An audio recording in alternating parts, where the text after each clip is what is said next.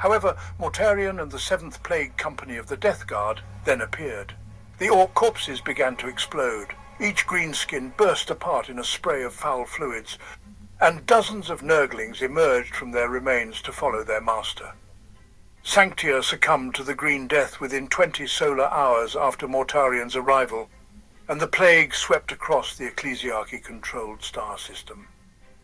In that same year of the 41st millennium, the 2nd Plague Company engaged in battle with the Iron Hands and units of the Imperial Guard on Zavia II. As the tank war began to turn against them, the Death Guard ignited the vast chemworks of Zavia II, converting the released fumes into clouds of corrosive smog that cloaked their tanks and ate away at the hulls of their Imperial adversaries. The Death Guard swiftly crushed Zavia II.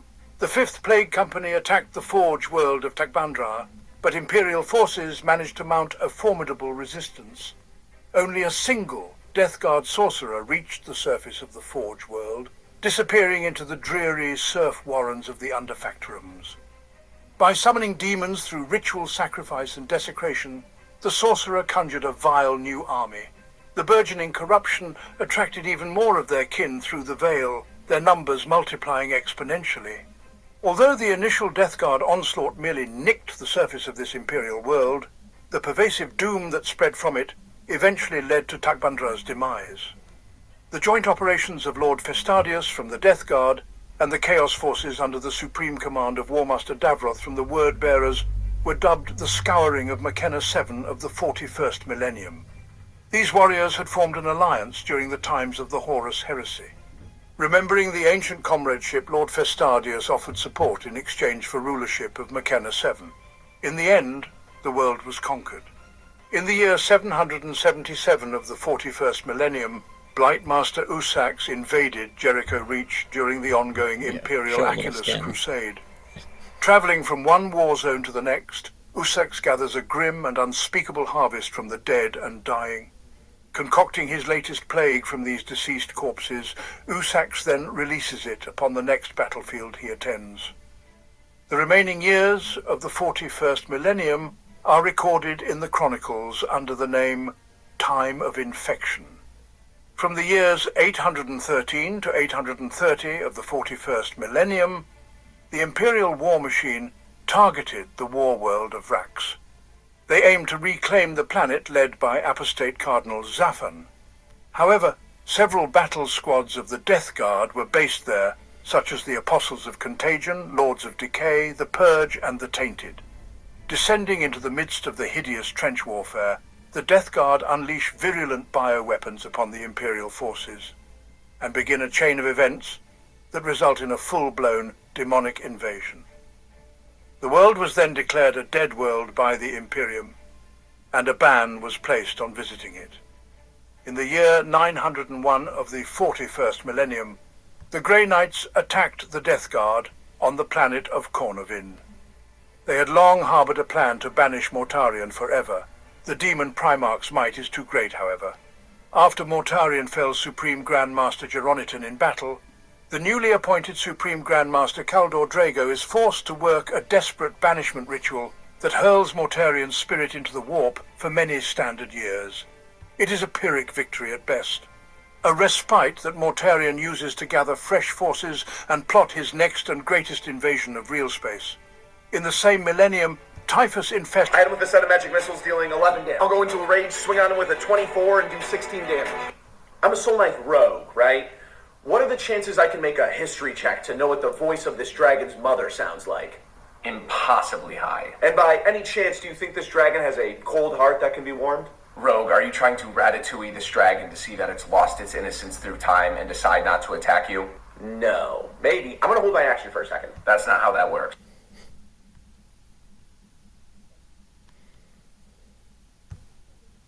Infests Hive Pandorial with the zombie plague, departing before Imperial retribution can occur. Instead of encountering a hated and ancient enemy, the courageous men of the Astra Militarum's Necromundan spiders find themselves plunging deep into the shadowed horrors of a hive city filled only with the shambling corpses. The sacred Imperial world of Calendula was attacked by Tau forces. The defenders held off the Xenos assault, armed with everything they have and faith in the Emperor. Their defense falters, however, when the world's statues weep tears of filth and their water sources turn to gelid slime.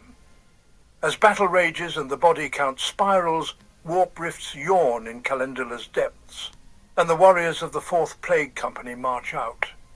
Led by the demon known as the Eater of Lives, they crush both the Imperial and Ta'au forces to claim the world. At this time, Imperial Navy ships of Battle Fleet Obscurus pursue an outnumbered Plague fleet. After a fierce battle, the last surviving bark of the Death Guard managed to land on the surface of the world, Anverheim. The Vectorium known as the Putrid Choir tore their way into Anverheim's polar fortress city, Jotengard, and seized the complex.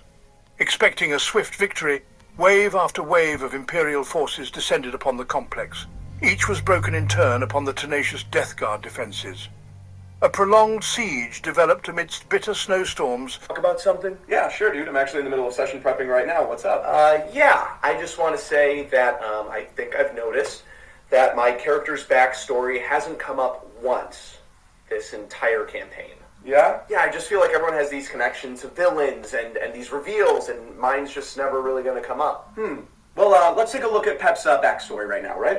I actually got it right here. Could you remind me what Pep's full name is again? Yeah, Pepperoni the Pizza. Right. Now remember, you handed me this the night before we started our first session for our pretty serious Chinatown and Arcane-inspired high fantasy, grimdark, horror, mystery, and espionage campaign.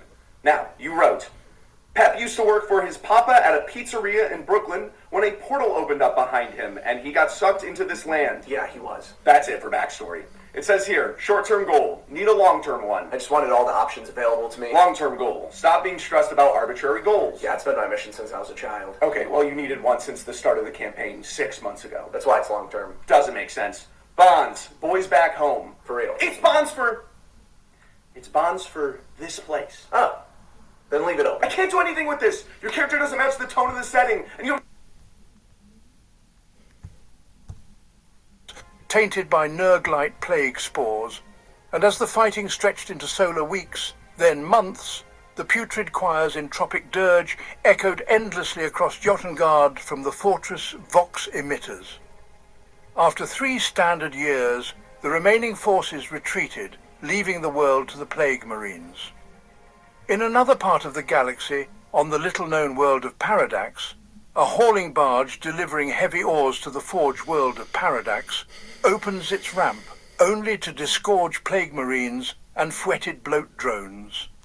During the firefight, the Astartes smeared diseased gore onto the machineries around them, spreading sanguous flux and corrupting the forge world's machine spirits. Leading a growing army of proto-demon engines and possessed servitors, the grinding horror came to be known as the Paradaxian War. On the killing fields of Vindor, the Death Guard decided to allow the last survivors of the Imperial Vindorian garrisons to flee, thus spreading Nurgle's gifts of plague. However, not wanting to watch the flawless slaves escape, the Emperor's children intervened. A furious battle erupted between the followers of Nurgle and Slanesh, while the diseased Vindorians scattered to the 4 winds, taking Nurgle's dubious blessings with them. The 42nd millennium is titled as the Time of Outbreaks. The greatest offensive by the Death Guard occurred during the 13th Black Crusade of Abaddon the Despoiler. When Cadia fell, the galaxy was split by the Great Rift, reality bursting open like the stitches of a weeping wound to spill warp stuff into the galaxy. Plague fleets strike all across the Imperium, spilling from the roiling warp storms of the Noctis Aeterna to spread misery and decay.